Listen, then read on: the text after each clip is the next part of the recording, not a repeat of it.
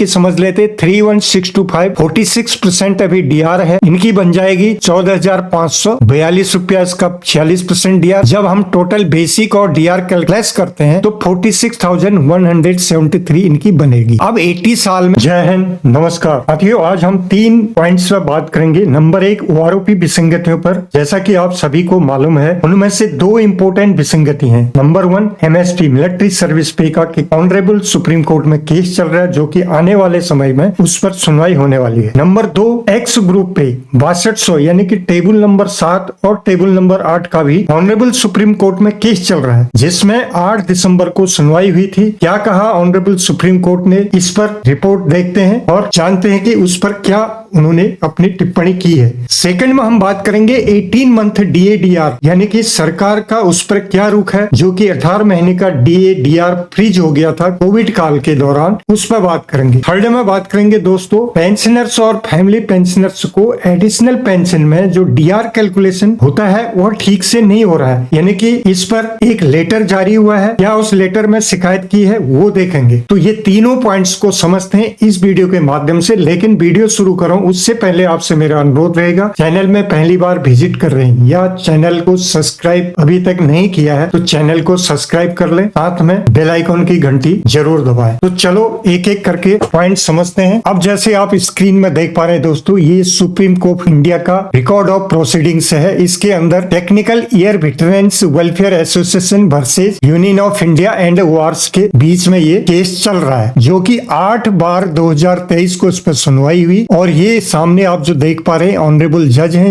इसमें सुनवाई करते हुए क्या कहा गया कि the court made the following orders. क्या है? Number 1 issue notice, number 2 tag with writ petition civil number 796 of 2023, यानी कि इस पर एमओडी को नोटिस जारी कर दिया गया है। वह अपना जो भी जवाब है वो सबमिट करेगी और इस पर फिर अगली सुनवाई और इस पर बहस जो भी होना है वो ऑनरेबल सुप्रीम कोर्ट में चलेगा दोस्त। सेकंड 18 मंथ्स जो डीएडीआर जो फ्रीज है कोविड काल पीरियड का, इस पर काफी संगठनों ने कंप्लेंट डाली है, यानी चिट्ठी लिखी है सरकार को, भारत सरकार का इस पर क्या कहना है। अब जैसा आप देख पा रहे हैं दोस्तों, डीए एरियर्स केंद्रीय कर्मियों की कब मिलेगा 18 माह का डीए का एरियर, तब सरकार ने बचा लिए थे 34,402.32 करोड़ रुपए। अब इसमें केंद्र सरकार का क्या रुख है, यहाँ पर केंद्र सरकार की ओर से दी गई दलील में क्या कहा गया दोस्तों, केंद्र सरकार के कर्मचारी और पेंशनर्स कोरोना काल में रोके गए 18 महीने के डीए एरियर के भुगतान को लेकर लंबे समय से मांग कर रहे हैं। केंद्र सरकार ने इस वर्ष संसद के बजट सत्र में यह बात मानी थी कि डीए की बकाया राशि जारी करने के लिए कई कर्मचारी संगठनों की ओर से आवेदन मिले हैं। हालांकि सरकार ने इस संबंध में कोई ठोस भरोसा देने की बजाय साफ तौर से कह दिया कि मौजूदा परिस्थितियों में डीए के एरियर को जारी करना व्यवहारिक नहीं है। मतलब केंद्र सरकार अपने कर्मचारियों को 34,000 करोड़ से अधिक की डीए डीआर राशि का भुगतान नहीं करेगी। वित्त राज्य मंत्री पंकज चौधरी ने कहा था, अभी भी केंद्र सरकार का राजकोषीय घाटा एफआरबीएम अधिनियम में दर्शाए स्तर से दोगुना से अधिक चल रहा है। ऐसे में डीएडीआर का एरियर देना संभव नहीं है। श्री कुमार बताते हैं, सुप्रीम कोर्ट का फैसला है कि ऐसे मामलों में कर्मचारी को 6% ब्याज के साथ उसका भुगतान करना होता है। तो ये इस पर मामला है। यदि डीएडीआर जब रोक दिया जाता है या उस पर कार्रवाई टाइम से नहीं हो रही है तो उस पर प्रावधान है। सुप्रीम कोर्ट का एक फैसला है जिसके मामले में आप 6% ब्याज के साथ आपको देना पड़ेगा। तो अब इस पर सरकार का क्या विचार है दोस्तों, ये तो आपने जान लिया। अभी तक तो इस पर कुछ भी हलचल नहीं है। तो आने वाले समय में कुछ इस पर कोई लेटर या कुछ जानकारी प्राप्त होगी तो जरूर आप तक पहुंचा दी जाएगी। थर्ड में बात करते हैं दोस्तों, पेंशनर्स और फैमिली पेंशनर्स को एडिशनल पेंशन में डीआर कैलकुलेशन नहीं हो रहा है, तो उसको कैसे कैलकुलेशन करना है आगे हम समझेंगे, आपको समझाएंगे कैलकुलेशन किस आधार पर करना चाहिए और कहां पर क्या गलती हो रही वो समझेंगे। पहले लेटर देख लेते हैं। लेटर है government of India, ministry of communication, department of telecommunication के द्वारा 6 दिसंबर 2023 को all controller general communication account को डाल दिया गया दोस्तों। इसका यही सब्जेक्ट है कि जो पेमेंट है वो इस पर डियरनेस रिलीफ एरियर्स और उसका जो कैलकुलेशन एडिशनल जो पेंशन है वह ठीक से कैलकुलेट नहीं हो रही है या वो नहीं मिल पा रही है। पर आप नीचे देखेंगे तो कई लेटरों के रेफरेंस दिए गए हैं। तो एक रेफरेंस हम देख लेते हैं, इसमें क्या कहा गया था। ये रेफरेंस लेटर है जो कि अगस्त 2010 का लिखा गया है, to all controller joint controller of communication department cell, DOT cell को ये भेजा है। सब्जेक्ट आप देख पा रहे हैं, implementation of recommendation of the 6th central pay commission grant of additional pension to old pension family pensioners. यानी कि जब पेंशनर्स की एज 80 साल से ऊपर हो जाती है तो जो एडिशनल पेंशन यानी 20% उसको मिलना होता है, उस पर जो डीआर कैलकुलेशन जो हो रहा है वो उसको ठीक से कैलकुलेशन नहीं कर पा रहे कई डिपार्टमेंट, वही इस पर दर्शाया गया है। तो हम इसमें समझेंगे दोस्तों कि कैसे डीआर कैलकुलेशन मिस हो रहा है और कैसे उसको सही कैलकुलेट होना चाहिए, एक एग्जांपल के तौर पर हम समझेंगे। अब जैसे हमें पता है दोस्तों कि जो age of pensioners family pensioners की 80 years to less than 85 years 20% है, 85 ईयर्स टू लेस देन 90% 30% है, from 90 years to less than 95 years 40% है, from 95 years to less than 100 years 50% है, अब 100 ईयर्स 100% दी गई है, ये मान्य है दोस्तों। अब कैलकुलेशन हम समझ लेते हैं कि कैलकुलेशन में कहां, अब ये देख पा रहे हैं आप एडिशनल पेंशन कैलकुलेशन किस आधार पर की जानी चाहिए और क्या उनमें कमी है जो नहीं मिल पा रही है। वो जो है जब आपकी 80% 80 ईयर प्लस हो जाती है 20% एडिशनल आपकी पेंशन बन जाती है। तो यहाँ पर हमने एक एग्जाम्पल ले लेते हैं, करेक्ट एग्जाम्पल के तौर पर देखते हैं। सुबेदार मेजर साहब वाई ग्रुप का लेते हैं हम आर्मी से, तो इनकी 80 साल जब प्लस एज हो जाती है, ओआरओपी टेबल से इनकी बेसिक है 31625। समझने के लिए लिया है ये बेसिक, बट ये ऊपर नीचे हो सकता है। जब 80 साल होगी तो पेंशन कुछ और होगी, लेकिन हमने समझाने के लिए और समझने के लिए लिया है दोस्तों। तो बेसिक से इनकी समझ लेते 31625, 46% अभी डीआर है, इनकी बन जाएगी 14,542 रुपया, इसका 46% डीआर। जब हम टोटल बेसिक और डीआर कैलकुलेट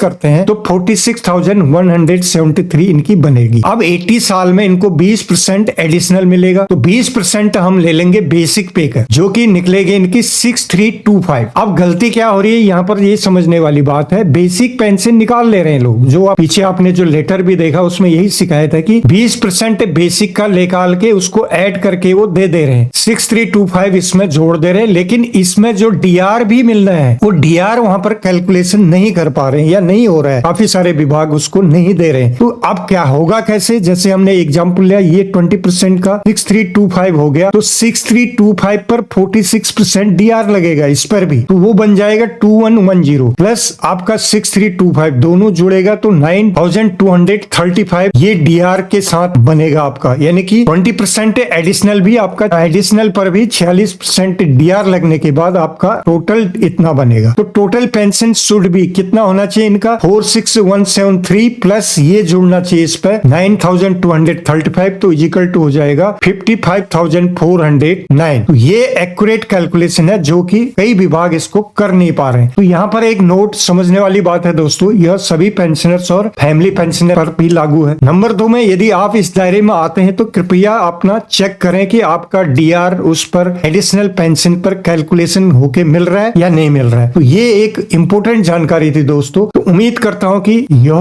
कैलकुलेशन आपकी समझ में आ गई होगी दोस्तों। ये थी जानकारी। यदि आपको जानकारी ठीक लगी तो वीडियो को लाइक शेयर करें। फिर मिलते हैं किसी अन्य अपडेट के साथ, तब तक के लिए जय हिंद जय भारत।